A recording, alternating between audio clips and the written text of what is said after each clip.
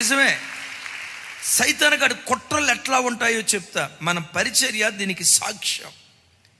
ఇక్కడ మనం రాకమునుపు పాత విశ్వాసులకు తెలుసు, సబ్స్టేషన్ దగ్గర చిన్న కాలనీలో ఒక గవర్నమెంట్ స్థలంలో మనం ఆరాధన చేశాం.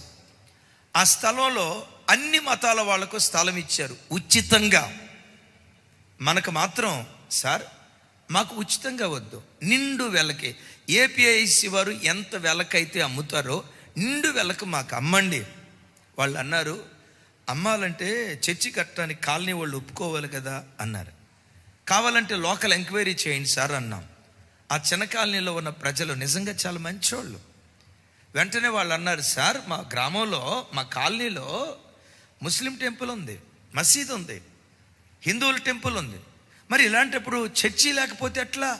చర్చికి మేమంతా సమ్మతమేనని ఎన్ని గృహాలు ఉన్నాయో అందరూ సంతకాలు చేశారు. మా కాలనీలో చర్చి కట్టడం మాకు పరిపూర్ణంగా ఇష్టం.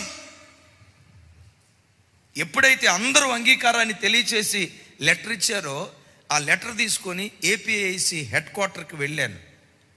ఆ పెద్ద ఆయనకి ఇచ్చా. ఆయన పేరు నాకు తెలుసు కానీ చెప్పలేను. ఆయనకిచ్చా.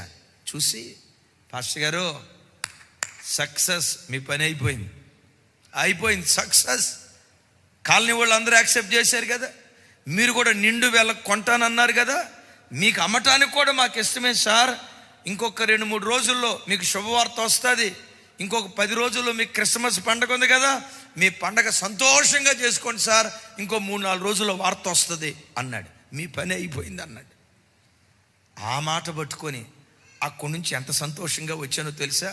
విశ్వాసులందరికీ చెప్పాను, మన పని అయిపోయింది, దేవుడు కార్యం చేశాడు, కాలనీ వాళ్ళు అందరూ ఒప్పుకున్నారు, ఆ స్థలం మనకు అమ్మేస్తానన్నారు, దేవుడు మన పట్ల కార్యం చేస్తున్నాడు, ఆ సార్ కూడా దీనికి అంగీకరించాడు, 2-3 రోజుల్లో కాగితం వస్తుందట, లెటర్ వస్తుందట అని చెప్పారు. ఆయన అన్నట్లుగానే నిజంగానే 2-3 రోజుల్లో ఉత్తరం వచ్చింది. సరిగ్గా డిసెంబర్ 23వ తారీఖు. ఆ ఉత్తరంలో ఏమైనా వచ్చిందో తెలుసా? మీకు పొరపాటున ఆ స్థలం ఇవ్వం. తమ్ముడా నవీన్, పొరపాటున మీకు ఇవ్వం. ఈ స్థలం విషయమై ఇంకెన్నడూ మీరు మమ్మల్ని సంప్రదించొద్దు, ఏపీఐసి ఆఫీసులో అడుగు కూడా పెట్టొద్దు. 2 రోజుల్లో క్రిస్మస్, వారం రోజుల్లో జనవరి 1. సంతోషంగా నూతన సంవత్సరంలో అడుగు పెడదాం అని అనుకునేటప్పుడు సైతానుగాడు ఎప్పుడైతే నువ్వు సంతోషంగా ఉంటావో సంతోషం మీద నీళ్లు చల్లాలి, వాడి ప్రణాళిక అది. అందుకనే అమ్మయ్యా దేవుడు నన్ను కనికరించాడు అని అనుకునే లోపు ఏదో ఒక శోధన తీసుకొస్తాడు.